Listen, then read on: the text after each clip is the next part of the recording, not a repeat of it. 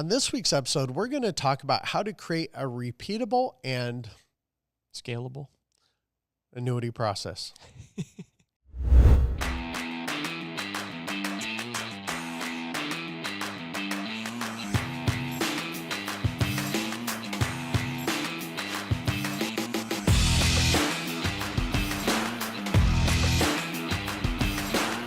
Hello, everyone. This is Chad Owen. I am the Annuity Sales Coach, owner of Retirement Realized Financial, Retirement Realized Agents Academy, and people always love it when I say that, but it's a fact.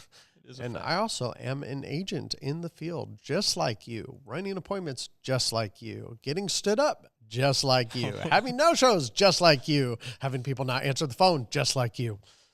Yeah. So it's all pretty the fun crazy. Things. Yeah. Well, it's important to know that because there are so many people that are cubicle jockeys that they have never ran an appointment in their life. And you know what? There's a lot of good marketers out there that have not run appointments. I mean, I have some dear friends that do that. But man, when you try and get someone to explain to you how to make calls when you've called for the 100th time and nobody's answered the phone and you're ready to just pull every last bit of hair out of your head, it's better when someone's in the field, just like you. That's true. Being tortured, just like you. Wanting to scream and quit, just like you. No, I'm So teasing. you're saying you can empathize with their struggles? I can empathize, sympathize, magnifies, realize. I could keep going on and on. Wow. I can even make up words that don't make any sense. Yeah. But they're real to me. It's almost impressive. No, it's not. Yeah. Okay. Go for it. All right. Well, that is the reason that we have Retirement Realized Agents Academy. So I can tell you what we are going to do and what we're not going to do. We are not going to take the next 15 minutes and give you the full scoop of Chad's sales process because that's what's in the academy. But what we are going to do is talk about how to build one, why you need to have one, and some key things that you need to have in it. So, and if I see any secrets that you're disclosing, I'm not going to answer the question. It's going to be give me the silent treatment. You know what? Well, the reality is there's so many people, they want all the value for nothing. And I had a good friend of mine, actually become a good friend of mine, that is partnered with us. And he made such a profound statement. He goes, if you want everything I have for free, that means you value nothing of me. And I was like, this is so profound because coming up 19 years on this, that means all the years of experience, the blood, sweat, tears. Time. Blood, sweat, tear, maybe. I don't know. But the time and putting all this together, this is very valuable. And everything, I have a buddy that's going through a real estate thing right now, and he's paying all this money to go through all these tests to get all these things taken care of. But in the insurance industry, I don't know what it is. It's just, we don't want to pay for anything. I'm going, if you want, and I'm telling you, if you want to be super successful in this business, the ones that do it pay the price, not only physically, mentally, emotionally, but also monetarily. And they know the value of making it a business, not a hobby. And I don't mean to jump on a soapbox here, but the reality is I want people to succeed. And we go back to what I've talked about. I don't draw money regularly from the academy. Right. I don't draw money regularly from the Retirement Realized Financial. I just don't. And I think I've only drawn once or twice ever in 6 years. And it's because I do this because I want to help people and I want to create this process that people can do. But you know what? We have an entire team that works on this. I mean, just this process alone of doing podcasts takes 3 people more than me just to do this process. And that doesn't include the money we put out there to do everything else, buying the gear. I mean, our cameras alone, what, $3,000, $4,000, I think is what we spent on those. Oh, probably at least. At least. So I'm not trying to get on a soapbox. I'm just trying to get people to understand. Stop treating this like a hobby. It's a business, and put your money into it. Treat it like a college education without having to deal with professors that are just spearing their political viewpoints. But that's a whole nother thing. That's on next week's episode. I'm just teasing. The business mentality is, for me, a key performance indicator. It is. In the industry. I can pretty well look at, you take age out of it, gender, race, take that out of the equation, Does the agent have a business mentality about what they're doing, or do they view themselves as just an independent sales rep for an insurance company trying to make a quick buck with as little input as they can make? And those are the guys that do not have a process. They don't, and they don't last. Nope. They're in it for a year. They're in it for two, maybe. 92% of agents fail within the first 2 years of this business. Because they don't have the business mentality. Yep. Grant Cardone says that, and I'm not going to quote it perfectly, but that there is virtually no risk in learning how somebody does what you're trying to do. Now, that doesn't mean you go pay a $1 million producer thousands of dollars to try and learn how they did $1 million in premium. Saying, what are you trying to get to? They got lucky on one case. What are you trying to get to? That was funny. Is somebody actually doing what you're trying to do? Yeah. Right? That's why I tell agents, don't even bother trying to build a downline unless you're writing over $5 million a year in premium at least. Yeah. It's funny. I just started thinking about, our producer here loves basketball, even though it's not a real sport. What? Bro, what are you talking about, man? But, you start to look at, if you go watch some guy that's playing at middle school intramural basketball, are you going to go get a course there? Or are you going to go to, I don't know, who's a really good, LeBron James? I mean, maybe he's like a really good basketball player. Yeah. And how much would somebody pay to be trained by him?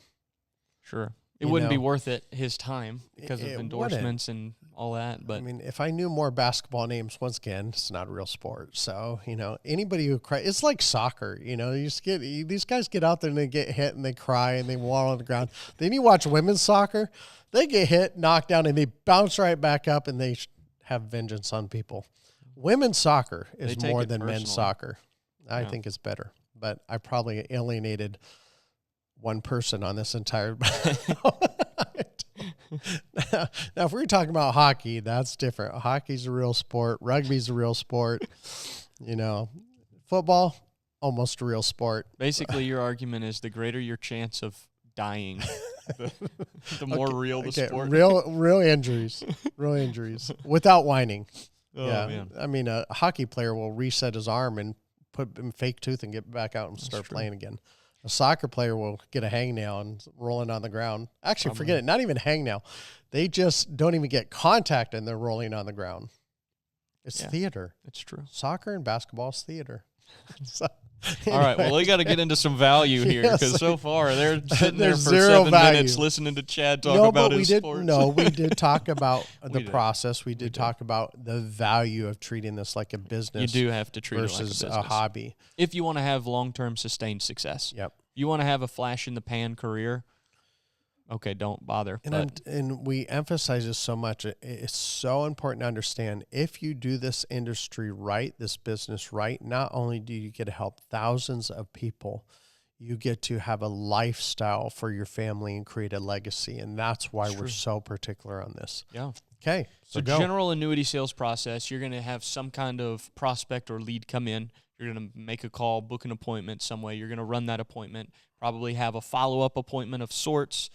You get into application process. The insurance company's then going to review funding, and then it's going to issue. You're going to have a policy delivery, and then you're going to have a free look period. And ideally, you get outside of that free look period, and it's still in force, and everybody's happy.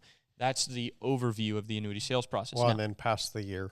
Well, true, yeah. Because I actually just had a client surrender a policy that was less than a year old, and I got a charge back on it. It wasn't a big one, but I'm sitting there going, number one, the insurance company didn't contact me, which I hate because this person, I remember talking to them. You probably could have retained it. I probably could have because I remember the conversation with this person and probably what they saw. I don't know. This guy was a big land person too, so he might have cashed it out thinking he could buy land, but if he would have activated the income rider on it, he could have made the payment for the land and then kept both. But that's, people just don't think that way. Right. But yeah, go for it. It's true. So when we're talking about the annuity sales process, we're largely talking about the phone call when you're working a new lead to book the appointment, running the first appointment, running the second appointment, handling objections, And that's generally kind of the sales process per se. Even though, yes, there are technicalities that have to come involved, with the carrier and all those paperwork and all the different things, where your process stands out most amongst agents, I think, is in the direct client interaction portions of it. Yep. So why do you want to build a repeatable sales process? Some key components for it that you need to look for. So when you're building your annuity sales process, these are some things you want to do. You want to make sure that it's building your expertise in their eyes, right? So it's not braggadocious and that expertise slash credibility. Yes. Credibility I think would be more than expertise, because credibility is you can be an expert all day long but not come across as credible. It's true. A lot of people that focus on their expertise over credibility are usually pretty arrogant and they're slimy. They're like, I've done this, and then they're going, yeah, but you're a slime ball. Really good salespeople have to balance on that line of credibility versus expertise, because expertise can come across as arrogant and credibility comes as security. It's almost the way that that your knowledge interacts with the trust they have of your character. I think credibility. I think that would be a very good way to put that. You want the trust in the character and who you are versus the accomplishments you have. Wow. That's good. It's education heavy, right? So you're actually teaching people, learning them something, solution-based process. So we go back to education. I hope I don't micromanage this whole thing there, but education is not as important as trying to project something on someone as far as information knowledge versus your ability to explain it in a way to where they can retain it. Correct. At the level they understand it at. Right. Yeah. Because I can be educated by someone. When we did that RV trip, we got to stay on a military base because one of our friends is retired military. And he's starting to tell us all this stuff that he can tell us because he had a high clearance level, but he was trying to educate us, but at a level to where I still don't know what he was trying to tell me. Yeah. Because I didn't understand it. Sure. But to them, he's like, I've done this for 25 years. I knew this inside and out. So it's so important to remember education. You should not sacrifice the ability to explain it in a very simple way. Yes. I can go to Chat GPT and I can say, explain to me at a high level what nuclear fusion is. Or I could do, explain to me a way that a fifth grader could understand nuclear fusion. The two explanations are going to be completely different. It's true. And I think we need to relate our information to our clients in a way that they feel comfortable at. Yeah. The greatest professor I've ever had in however many years of schooling was my freshman year of college algebra professor. And it was simply because they cannot explain that to me. I still don't understand he algebra. Could have taught you algebra. Okay, good. It was the way that he took the information, simplified it in a way that I understood, the class understood. So you were actually able to not just hear it, but you were able to grasp it. Wow. And you're able to understand it. So yeah, it's education, it's teaching, it's those things, but ultimately also for the sake of obtaining a result. In your way your brain understands it, because algebra, I never fully understood. I barely scraped by in algebra. Geometry, easy. Sure. I could understand high-level geometry and did very well in it, but algebra, man, even pre-algebra, I remember, I don't even know how I got to Algebra 1, and I never made it to Algebra 2 because my brain did not think that way. Yeah. So, yeah, that's interesting. Your professor could do that. He was the best educator I've ever had. Now, he's not my favorite teacher, but he's the best simply educator. So explain that. What makes the difference between an educator being your favorite educator versus your favorite teacher? Because this could apply to what we're talking about right now.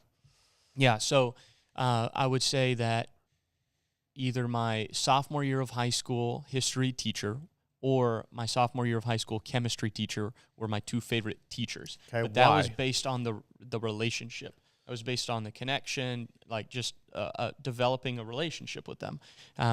It didn't have as much to do with their ability to teach as much as it did with their ability to relate to me, connect, that type of thing. So wouldn't that be good if you took your them and mix that with your freshman college professor. If you could have hybridized the two, you would have had a super professor. Which is what we need to be right in our clients' eyes. Yeah. We need to be someone that's very relatable, but also can explain information in a way they understand. Totally. I relate to clients all the time. People say this, they go, I don't understand anything in financial world. I just don't. And I said, that's okay. What'd you do for a living? Why as an electrician? I don't understand what you do either. Yeah. I know that if I cut a wire this live, I'm going to get shocked. There's my level of what your expertise is. Mm-hmm.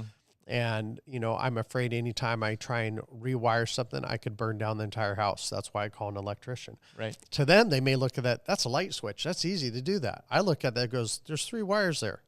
I got an idea of where they connect, but if I do the wrong thing or don't do it right, I could burn down my entire house. Right. So that always puts them at an ease of going, oh, so I don't have to be an expert to understand this. Correct. I think the difference is that it's often the terms that get used, right? So if you use industry terms, right? So let's talk about MIGA, FIA, right. SPIA, say the whole thing. Right. You throw these, terms out.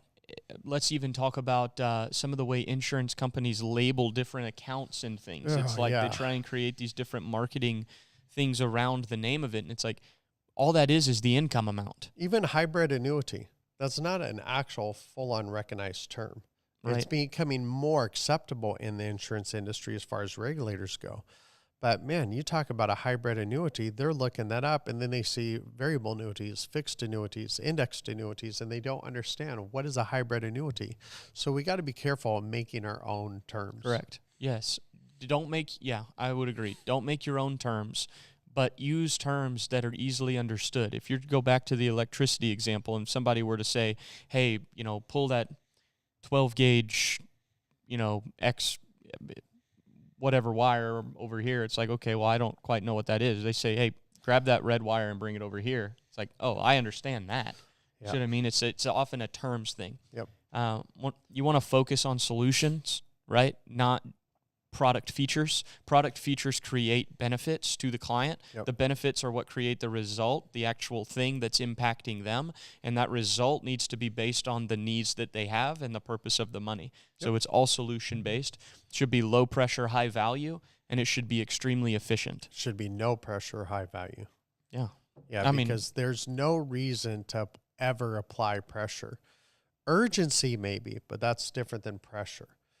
Pressure means you're trying to get them to do something. And anytime you have pressure, you have an atmospheric change and you can feel it. So if you're going up or down in an airplane, you're going to feel pressure changes. What I want clients to understand is urgency. If you don't want to lose money in the market because that's what you said and the market's very volatile, then that is your decision. You should probably look at protecting your money, but that's your decision. So I hope I can, the difference between pressure and urgency is 2 different things. So generally, when we're talking about the heart behind something and how you really genuinely want to help someone, they can feel that more than the pressure. That's true. So yeah, they most people can tell, are you in this for you, or are you in this for me, based on the way you handle everything. Correct. And I think too, when they can sense that, and you handle objections, or you bring some realization of the urgency of the matter or whatever, it doesn't, you're right, it doesn't feel as much like pressure because they understand where you're coming from, but there needs to be a consistency in that throughout the whole process. I don't know if you could ever talk to any of my clients, and I bet if you asked them, did you ever feel pressured by Chad? I can't think of any situation I've been into where a client could say they felt pressured. Because I always say, this is your money, your decision. This affects you way more than it affects me. Right. There's no pressure here. I have no emotional attachment to your money. I don't care if this is a $3 million deal or this is a $100,000 deal. It honestly doesn't matter to me. And people know that. Because, a $100,000 deal can do the same thing for a client that $1 million deal could do for a client. I just don't get emotionally attached to it. So therefore, there's no pressure. Your decision. It's true. And part of that, once again, is just understanding. Sorry about that. I still keep my phone going because I have clients and I know exactly which one that is and I need to talk to them, but I'll wait till after this. The last one I mentioned was efficiency. And Yep. to give you a little bit of context here for Chad's process, not a glimpse into it because you got to go to the academy, but an idea of what it looks like. Your calls are 10, maybe 15 minutes when you call a new lead. You go from a new lead to an appointment in 10 or 15 minutes. And on that call, you've built up credibility, right? You've gotten basic information that you need to run an illustration for educational purposes in that first appointment that you're going to. You've answered general questions that they have, and you've booked it. Yep. So 4 key objectives in that phone call process are completed in 10 or 15 minutes, appointment booked. You go out to the appointment, you tell them on the, generally it's 45 minutes? That would be a good timing guide. Say 45 minutes is probably an average. And then I have whatever some that questions they take have. 3 hours. I have some that have taken 20 minutes. Sure.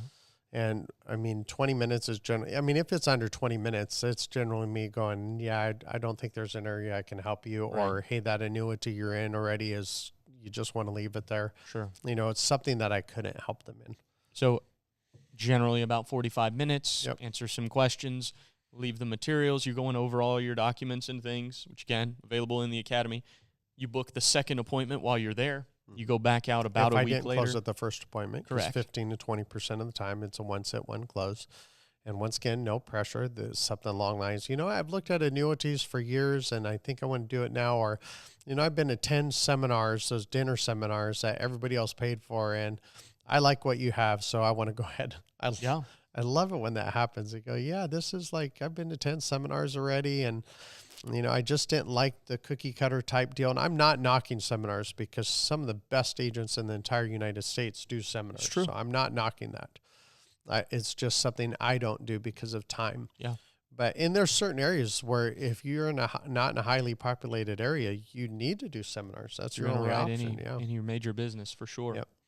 You go into the second appointment, answering questions, whatever it is, closing, filling out application paperwork, on to the next thing. Total time is really for you with a client about 3 hours. Yeah, that would be if it took 2 appointments. Right. Yeah, that's about right. And I'm not suggesting transactionalism. No, not at all. I not the intent. hate that. Anybody that does that, the whole purpose is to find a problem, find a solution, and then help them understand this is how this works. I do think that efficiency is an indicator of expertise. For sure, because I've heard of agents taking 3 hours on a first appointment when I'm like going, that was not that complicated of a situation. Because we have local agents too that I train. I'm going, that was not that complicated. It shouldn't have taken that long. Right. Or it means they were going to a lot of things that didn't matter. And what I mean by didn't matter is, yes, of course their grandkids matter. Of course their vacations matter. Of course this work matters. It's just what is pertinent to that particular appointment. Correct. And clients appreciate efficiency and being effective in communication and not getting sidetracked. I tell people it will take 30 to 45 minutes to explain everything, and it takes 30 to 45 minutes to explain everything. Yep. And clients appreciate that. Yep. Constantly refine your process. Yep. Constantly talk. I encourage you. It's a lonely industry. Make a network of agents that you talk to periodically, get an idea for what they're doing that seems to be working well, and refine as you need to. Learn from somebody like Chad. Get into the academy. Just be a sponge and continually refine. Stay humble. One of the biggest limiters to success long-term is going to be arrogance and thinking you've got it all figured out and you're doing just fine. There's never a day I've got it all figured out. Yeah. And I have been named, and once again, this may sound arrogant, but it's not. I have been named as one of the top agents in the United States. Yep. And I take that with the utmost humility. There's been an enormous amount of effort behind that, and I've had a lot of people that have helped me get there. So, nobody does anything by themselves. Yeah. It's always a team effort. So 2 key takeaways real quick. Know what you're bringing clients into before you ever even pick up the phone. Have a call flow that you're using. Have an appointment flow that you're using, and you're bringing them into something rather than just kind of, willy-nilly. Throwing it at the wall, hoping something sticks. Exactly. Okay. Yeah. Well, I hope this helps you guys. And you know what? We're not always just about the teach. We want you to know we are real people and we love to have fun. Yeah, we do. And that's it. Okay. We do. Hope this helps you guys. You have a great day and happy selling.